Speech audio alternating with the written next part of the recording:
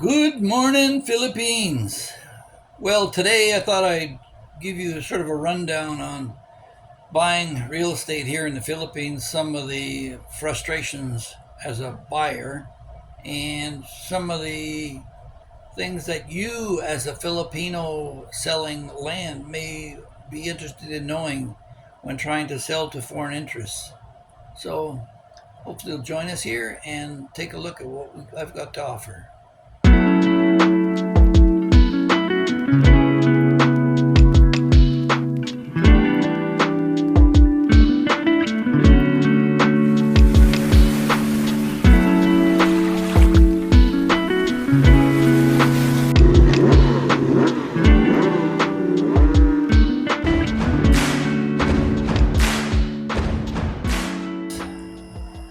Well, we're continuing to look for property in Cebu, specifically northern Cebu. Um, I believe that's where the action's going to all happen. They're building Coast Guard ships up there in around Danao, and all the development uh, is heading in the north. Tourists tend to be down in Oswald and across in Malboal. But I wanted to be clear on what I'm looking for. So, to all you so called real estate agents, and this is a cautionary tale also to people who are looking at buying a property here. You know, I am a foreigner, and the land I'm buying is not for me. It will be for my wife and my Filipino family. Okay? So don't look at me and think that there's extra money involved. We're still going to buy at the market. And I don't know why, I don't know through its deception or misinformation, but whenever you ask for a property, it seems consistently to be not what you're looking for. So I'll be specific here. I'm looking for land that I can build on, minimum 500 square meters to 1,000 square meters. My budget, my budget is not in a factor. I'm prepared to pay market rate. And when I say market rate, I don't mean your foreigner market rate. I mean your Filipino market rate. So again, don't look at me because I'm a foreigner and think, oh, we can get extra. Now, another thing I've got a problem with is when everybody's uncle, brothers, sons does a net commission. Uh, in other words, yeah, I want 1,000,000 pesos for my land, but if you can get that for me, you can sell it. So they're out there flogging the land at, uh, you know, 1,200,000, 1,500,000 to put a little bit of money in their pocket. So I prefer, to, of course, to deal with direct sellers. Now I haven't gone to the banks yet and scraped the foreclosure portion because I really don't want to have to deal with disgruntled owners who lost their property to the bank, have them come back later and have that haunt me. But that's probably the next step. Um, but just a cautionary note to all you foreigners who are looking at buying property for your Filipina. They don't give you all the information. They say, oh, it's a tax declaration, which means they don't own the property. They could own the property maybe one day if they apply. It could take them up to 3 years to get the title, and that's no guarantee because anybody can come along and contest it. So then you're dealing with the courts.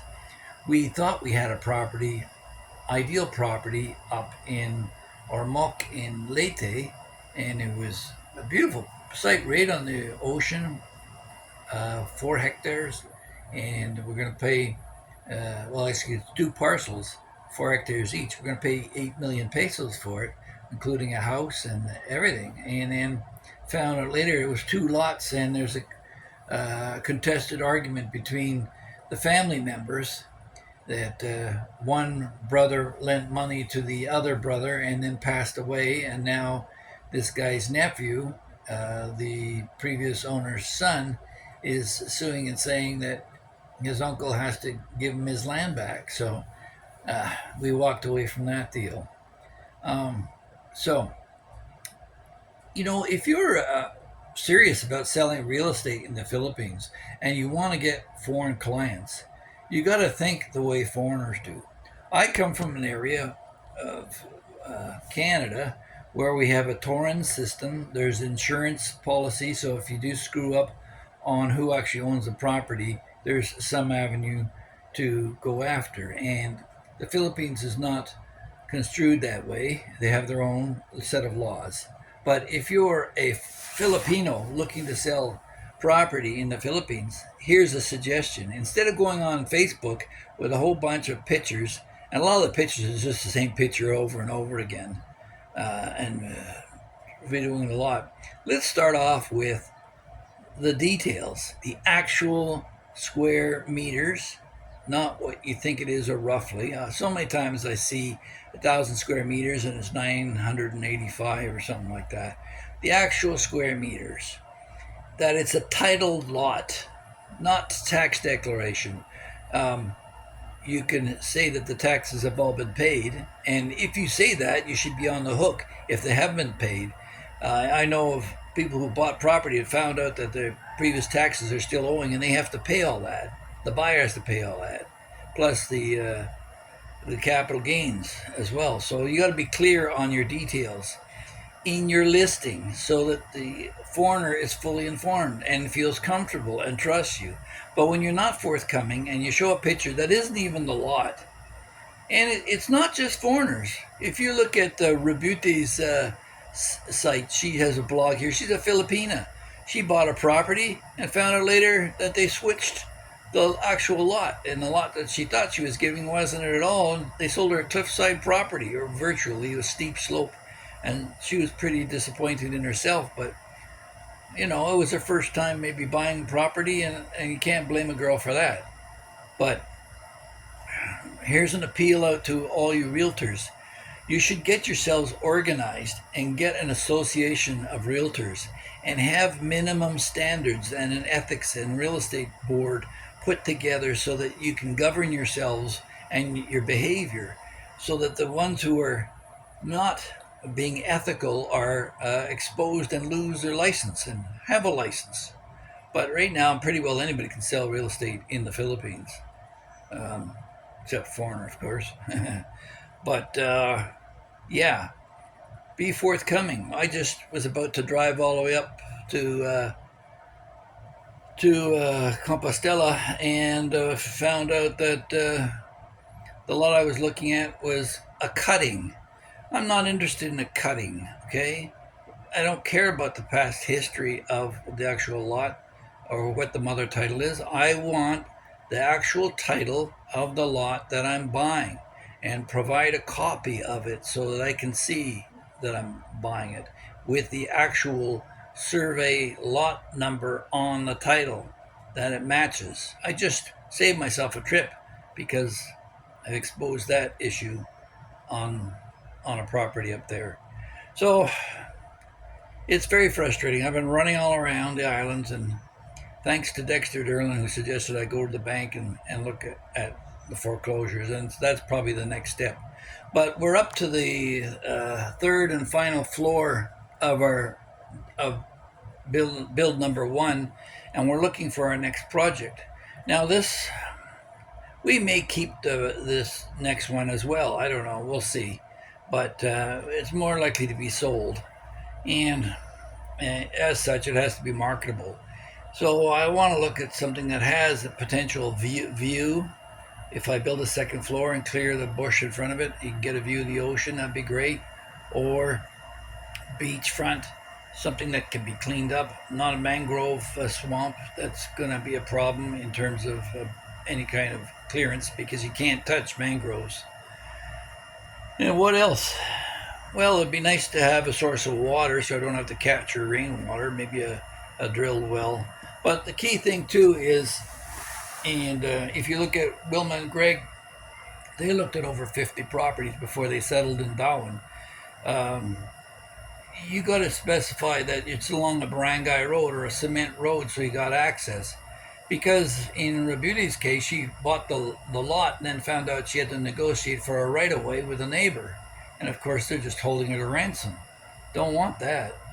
So Now, maybe there's difficulty in securing clear titled properties, and that's possibly so. Um, Certainly, this country is in a growth phase, and as people become more affluent, more people will be seeking for the property. Hence, that's why real estate is such a great investment here, and it has always done well for me. No matter where in the world I seem to buy property, I've always been able to gain something on it, and I don't expect anything different here from my family. But I'm a very loyal person. Um, I'm looking for property for my builder, who I'm loyal to um, build and keep his crew busy, keep our cement mixer going, and maybe add additional equipment and tools for his construction company. I have no, I have no skin in the game in terms of his construction company, but uh, his success can be garnered through my success in being able to build and sell property here in the Philippines. It's about the only business that I can get involved in through my wife. I'm not taking any job from anybody. In fact, I'm providing jobs. We've got 11 in the crew right now, so that makes me feel good to put my retirement funds to work and help young guys learn a trade. So that's going on. We're finishing us off, and then my former crew will be done in about a month, and I've got no other land for them to build on. So basically, what we're looking for is 500 to 1,000 square meters, so I can build a sizable home or duplex, sixplex, whatever, depending on its location. Of course, close to amenities would be great. Not way out in the boonies. But the other plan B is that maybe I'll just buy a farmland retreat for the family and raise chickens and forget about all the construction end of it. I don't know. I'm just doing this for fun and to help my family out. So, if you know of any land that's clear title, that all the taxes have been paid, that's on a solid road with water access, electrical access would be great. If not, we'll put in a solar farm and go from there. Um, yes, I am willing to joint venture with a reliable Filipino to buy and build and then sell. And maybe you've got like 5,000 square meters and it's been sitting around. If you can cut off 1,000 square meters and we can buy just that one and build on it, and then once we're finished and we go through a sale, we'll buy the next lot and build there, and we can start a subdivision like that. I did that with other developers in Canada. So I would only purchase the land at the time we're ready for the development of it in increments, and that can be beneficial for someone who's looking to get top price, top dollar for their land, because as the houses are completed, the value of the neighboring lots would improve as well. So there's some meat for you to chew on. Think about that. But if you're a Filipino selling land, please be transparent in all the details. Uh, don't just give little dribs and grabs. The first thing that happens when you go on any kind of advertisement on Facebook is PM me for details. No, don't do that. Put it all out there. Put the price out there per square meter, the square meters, and all the details. That it's titled, that it's on a solid barangay road or a cement road, that there's no need for a right of way. Give it an explanatory notes. If you go on point to point homes, if you're a Filipino, if you want to go on point to point homes, it's a site that sells land in Canada and go. I'm in New Brunswick in Canada, and I still look at value of land out there for potential purchases. So if you go on there and you see the details of what they provide in terms of a listing, you can see an example of just what's available. Is it on a well? What were the last year's taxes? You should put that in there. What's the appraised value of the lot? Maybe you could indicate what other properties surrounding it have recently sold for, because quite often that's how an appraiser goes about setting the value of a property anyway. So hopefully some of these details will help some of you, and we'll continue looking. Um, but it seems like I'm getting all the crap.